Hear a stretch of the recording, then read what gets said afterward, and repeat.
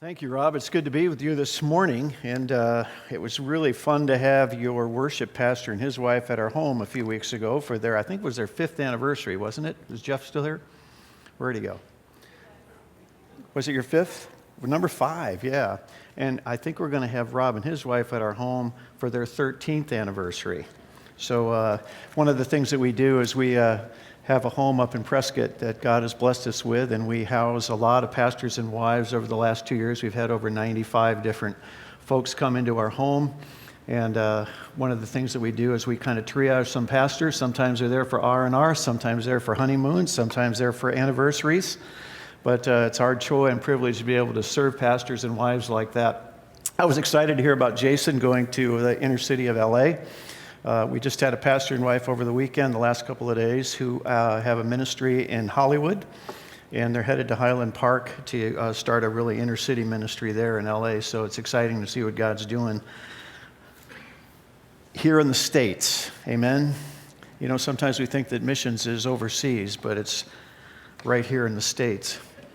Let me just share with you that there was a Gallup poll in 2013, and they said that 70% of those surveyed in that poll either hate their jobs or are completely disengaged.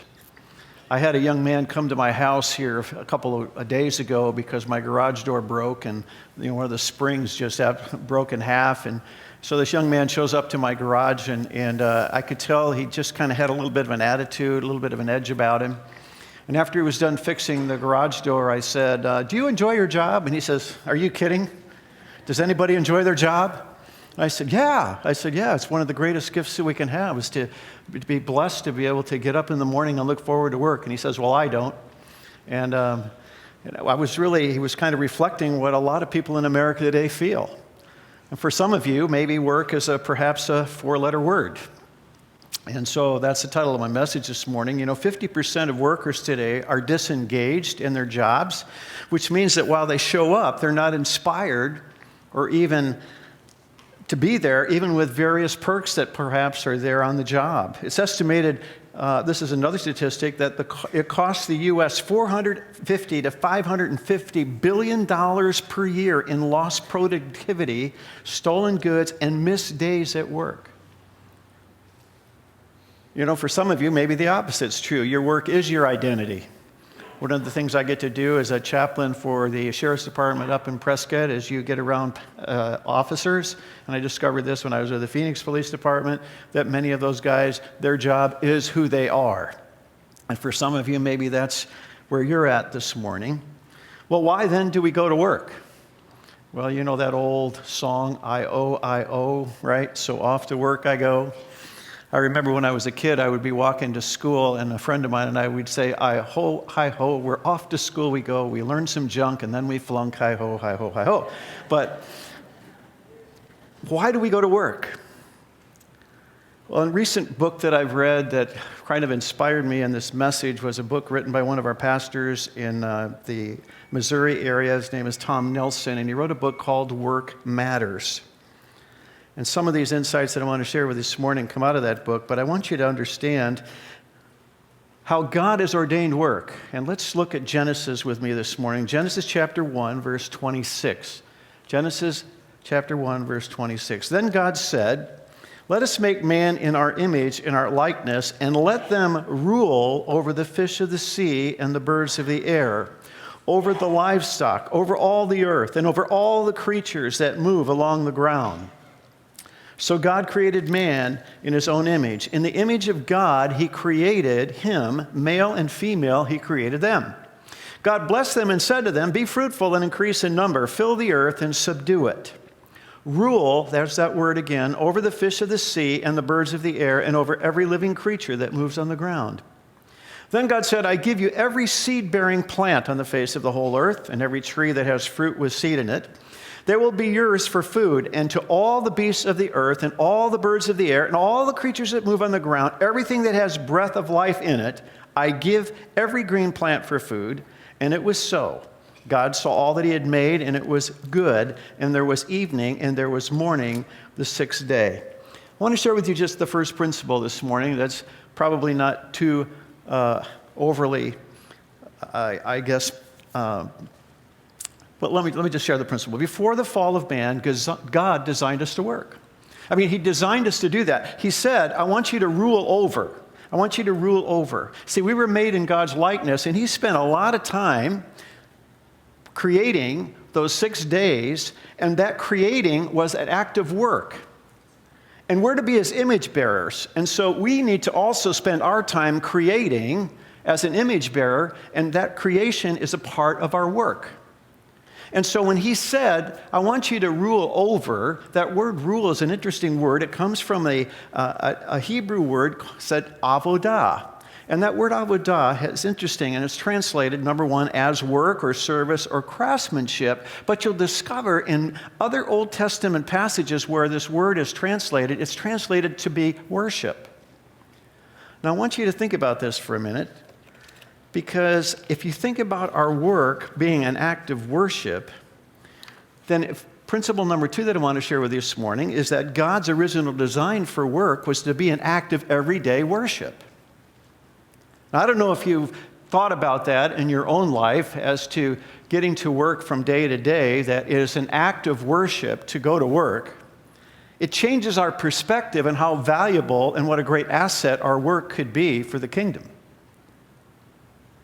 You see, no matter what we do, no matter what job we do, it's an opportunity to bring worship to God. I remember when I was a janitor at a school system way back when I was in college.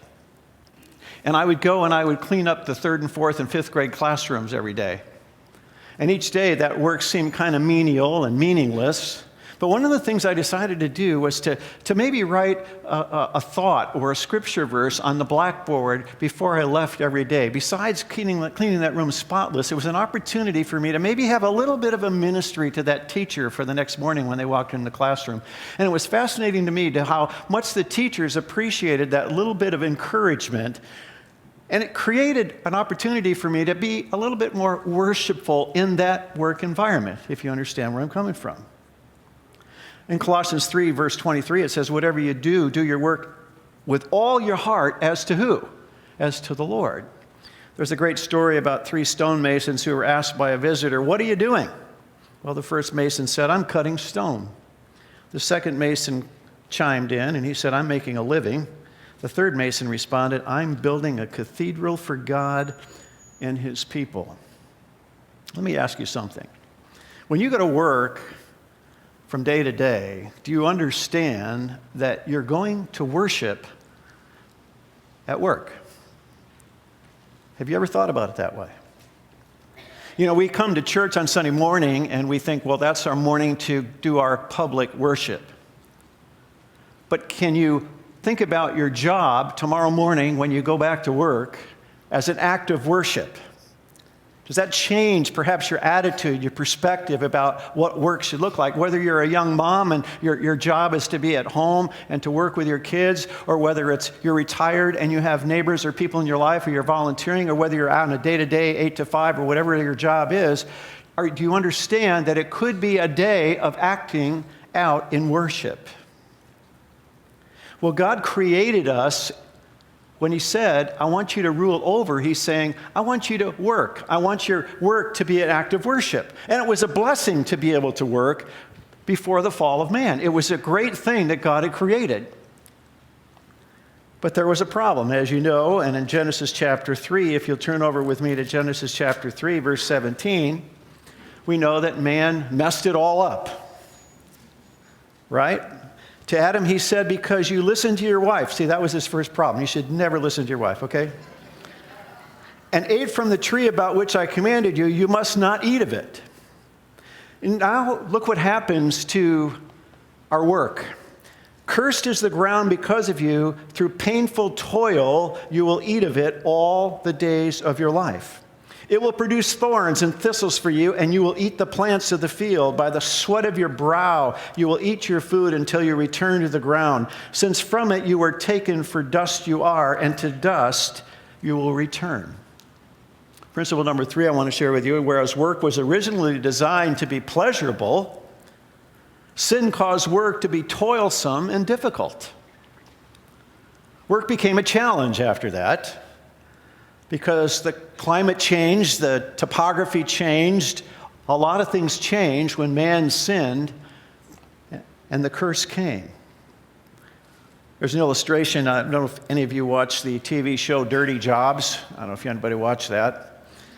But Mike Rowe from the TV show Dirty Jobs, willing to take on any job, whether it's picking up rattlesnakes to cleaning septic tanks or picking up roadkill. On his website, he invites all who are stuck at dead-end jobs to consider a new calling. So he writes, like the job description of a roadkill collector. Must be able to work long hours, braving oncoming traffic while picking up creatures of various size and breed in various states of decay. Benefits include working outdoors, strong stomach, a plus. Here's my question. What kind of attitude do you really bring to your workplace? Maybe some of you are a little disillusioned about your work. You go to work every day and you look at your job and you say, what difference am I really making? Who really cares whether I even show up? What difference am I really making? Maybe you've gotten to a point of you're so disillusioned about your work that you've become negative. You've joined the clan of the criticizers at work. I remember back when I was a school teacher how the teacher's lounge was probably the best place to be critical for everything. Have you got yourself caught up in that kind of a context? Have you become a little bit lazy where you've come to work and you kind of do the minimum rather than the maximum?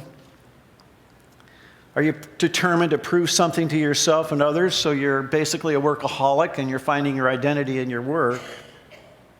But we need to realize that every workplace now is infected by sin.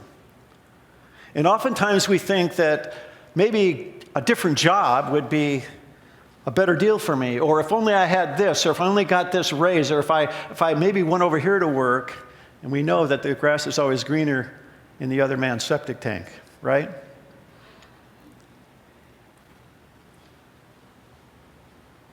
I know that one of the privileges I get to do is to work with pastors who struggle with their jobs. I just recently read a book called Resilient Ministry, and one of the illustrations there was that 1,500 pastors leave the ministry every month. And that's just in the U.S.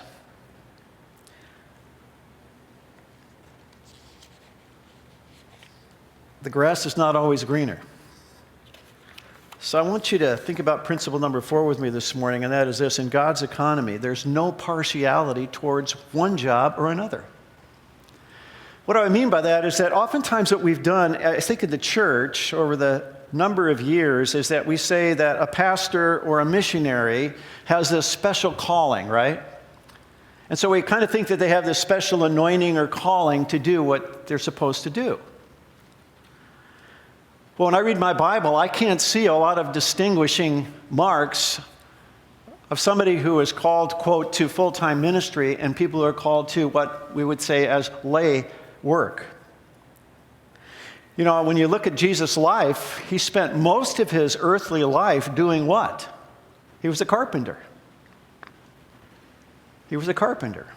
Now, he was more than a carpenter, right? My point is this morning, I think what we've done a disservice to you as lay people. I think what we've done is we've created a dualism in the church by elevating the office of pastor over what a layperson is called to do. The man who wrote this book, Tom Nelson, he was talking about one day where an older woman came to him after church. And she said to him, she said, "Pastor, that was a phenomenal message. It's just really exciting to see how God's using you. When did God call you?" And I know what he wanted to respond to the lady, he says, "Well, when did God call you to your work?" Do we really honestly believe in the priesthood of the believer? In 1 Peter chapter 2, verse 9, it says, "But you are a chosen people, a royal priesthood, a holy nation, a people belonging to God, that you may declare his praises of him who called you out of darkness into his wonderful light." Friend, I don't know what your job is, but you've been called just as much as I've been called to be a pastor. Why do we diminish that role and what God has called you to be? In fact, I think that the future of the church making an impact in our world today is going to be you and your workplace. Oh, we talk about missional projects in the church. We talk about sending people out on a Sunday maybe to go work at a project in the neighborhood or in the community, and we talk a lot about being missional in the church. And so we create these projects, or we have outreaches, and we help people to come to our church to maybe be a part of our church. You know, the most strategic place in all of the world today is you and your workplace. In fact, I envy most of you who will get to rub shoulders with pagans every day of your life. In fact, I was so envious about 16 years ago, I volunteered to be a police chaplain with the Phoenix Police Department. Because I felt like, I could be in the ivory tower for the rest of my life. I could be working with Christians, and that's all I would do. But if I was never really intentional about reaching out to a tribe or a particular cultural group, then I was really missing an opportunity in my own life. And so I decided to become a chaplain. And I saw 9 police officers come to Jesus Christ through that period of time. See, you have a wonderful opportunity. You know what I think the church has done is we leave that kind of work done to the pastor or to the missionary or to the guy who has the gift of evangelism. But you're ministering and have an opportunity every day of your life, 24/7, wherever you are at work, to really make a difference in somebody's life. So I want to share with you principle number 5 this morning, and that is we are all called to full-time ministry wherever we work. Now, I don't want to diminish the role of a pastor or a missionary, but I do want to say that if we do believe in the priesthood of believers, then we're all called to full-time ministry. Amen? Every one of us have a responsibility to represent Jesus Christ wherever we are, every day of the week, and that includes our work. And I'm convinced if we're going to make a difference in this culture that is rapidly deteriorating in the U.S., it's going to be you and I in the workplace making a difference in people's lives.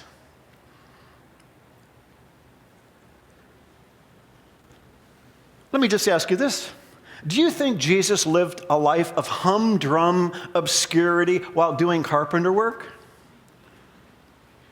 Do you think he just kind of hid out and did his job 8 hours a day or whatever it was, working with his Father as a carpenter? Or do you think Jesus made a difference? And let me just add something here. Whether you are retired or not, you are still in full-time ministry.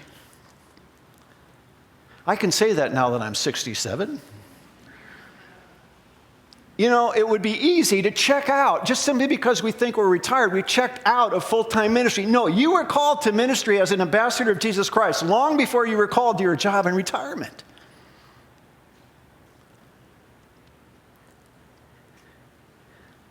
Your ministry can be done at the home. If you're retired, it can be done in a volunteer place. But somehow, some way, you really understand there's no such thing as retirement in the kingdom.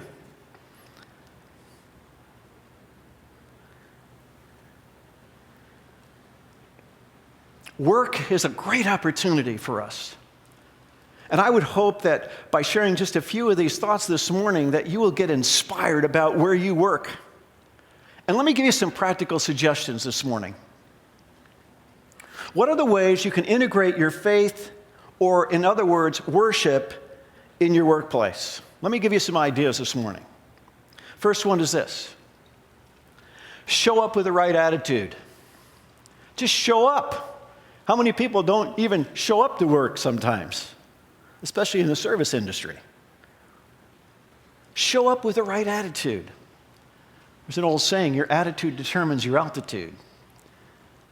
Secondly, as a believer in Jesus Christ, we need to be the best worker on the job. We need to be the most reliable person that your boss or that person can count on.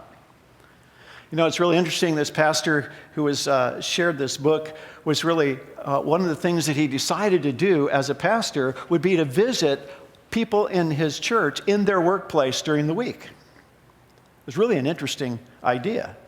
And so he would have men and women sign up on Sunday morning saying, I want my pastor to visit me in the workplace.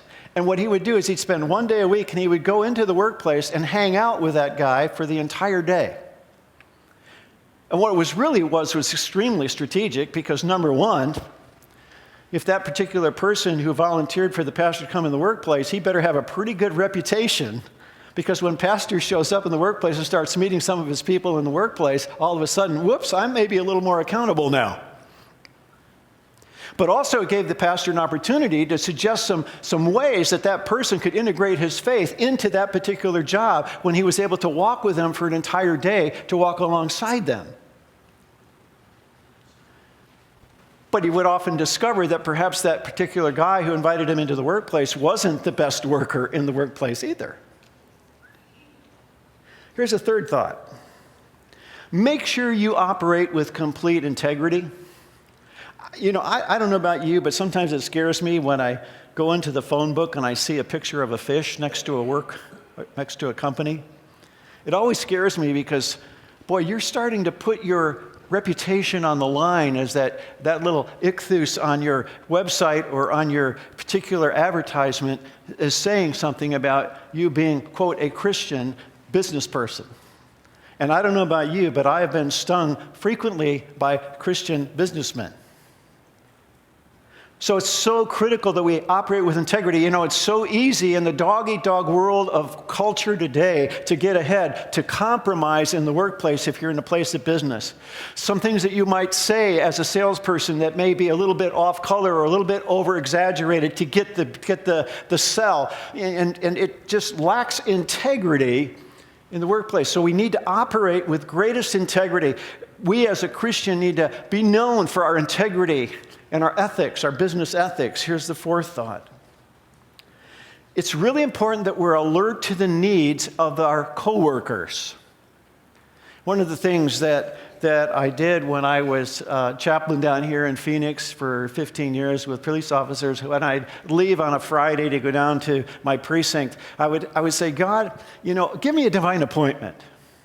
Help me to know what some of the needs are of some of these officers. And I would go to the sergeants, I'd go to the lieutenants, and I'd say, hey, is there anybody right now who's struggling? Anybody who's got some issues, maybe marital issues or personal issues or financial issues? I said, if you could alert me to that, I would just love to come alongside them and kind of be an encouragement to them. And so what it did is it gave me some intentionality when I would go. And it was fascinating to me how many divine appointments I would have when I would intentionally go to that workplace and ask God to give me a divine appointment. I'll never forget one time when I was driving down to my precinct and I said, God, there's two people I really want to see. I want to see a couple guys that I feel like really needed to hear the Lord. And I got down to the precinct, and when I pulled in, the place was empty. It was on a Friday, and a lot of guys get their paychecks and they blow and go away for the weekend. But you know what two guys were actually still at the precinct that day? Those two guys. And those two guys I had an opportunity to share Christ with. One of them accepted Christ. The other one was already a believer who was suffering from ALS, and I had a chance to minister to him. And I realized then, you know, if we're more intentional about observing and seeing what the needs are with the people that we're working with, God will give us opportunities to speak into their lives, to encourage them, to come alongside them. It's our opportunity to be salt and light and to bring worship into the workplace. Here's the fifth thought. Don't be afraid to share the good news. You know, what's really interesting, I see a lot of people who will say, well, you know, I just let my life live. You know, I just live in front of people, and hopefully someday maybe they'll ask you maybe why you're different. But I think sometimes it's really important for us to seize the moment, to be able to say and to have the courage of our convictions to say, this is why I do this. This is why I care about you. In fact, one of the best ways you can share the good news is to pray for somebody. Anybody taken that on in your own life? You know, I was just thinking about it the other day. I was with an officer up in Prescott, and I was riding along with him, and he had just been in a shooting. He had shot and killed somebody, and he was still struggling with a lot of stuff in his life and some PTSD. And I said, would you mind if I prayed for you? And he said, oh, I'd love that. Have you ever had anybody turn you down for a prayer? I've never had that. I mean, I've done stuff for 40 years with people, and if I ask them, I said, would you mind if I pray for you? Oh, yeah, go ahead. But when you do, it makes a difference in their life, and it's a way of opening a door to their spiritual side of their life. So don't be afraid to share the good news. Here's the sixth thing that I'm reminded of is that don't get sucked into the culture that is counter to Christ-likeness. Every workplace has a culture. Have you noticed that? When I discovered, when I was in the police department, boy, there's a culture there. There's a machoism, there's a can-do, there's an independent attitude. Sometimes there's an arrogant or power and control attitude there. There's that culture that you can get sucked into, and you start, I used to call them cop Christians, where guys that were, quote, Christians, but they were undercover Christians because they got sucked into the cop culture. You have a culture in your workplace. You know what that looks like. I don't know what that looks like. But don't let yourself get sucked into that culture that is negative and critical or arrogant or power hungry or controlling. Don't get sucked into that. Be salt and be light. Make a difference. So let me just ask you some questions this morning. Have you ever thought of your job as an act of worship? Have you ever thought of it that way? That God originally designed us to be image bearers, to be creative, and to work and to rule over or to have that avodah, that act of worship on a day-to-day basis. That was his original intent. Are you bringing worship into your workplace? And if that's the case, how do you think it would change your attitude about your job? Let me ask you another question. What kind of reputation do you have at work? What do people think of you? Are you the lazy one, the critical one, the gossipy one? Or are you the one they trust or the one they can count on, the one that follows through when they say they're going to do something? What kind of a reputation do you think you have at your job? What are your coworkers saying about you behind closed doors?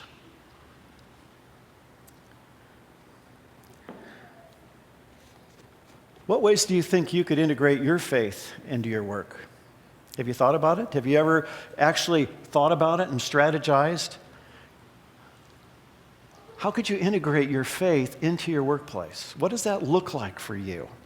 I would encourage you to take some time this week to kind of say, well, what can I do? What can I do that can make a little bit of a difference, just a little bit of an impact in the workplace that I am? Because that's where I spend a lot of my life. You know, we require a lot from people in the local church. We want them to be involved in small groups. We want them to be discipled. You know, we want to do outreach together. We want to do missional projects together. But where is the natural place where you can do a lot of incredible influencing? It's in the workplace.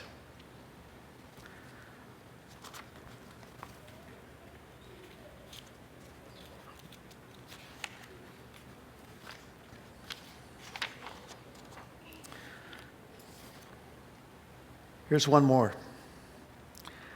This one hits home a little bit. What responsibility do retirees have in regard to their present status of life?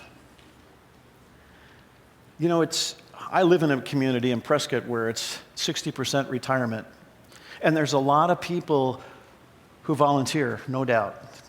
It's incredible the amount of people who take time to volunteer. And I would encourage you, if you're retired and you've got some time in your hands, not only with your neighbors and where you're planted right now, whether it's your neighborhood, like I say, or people that you know, but I would encourage you to think about finding a place where you can pour your life into as a volunteer, because that gives you another opportunity to bring the gospel into somebody's workplace.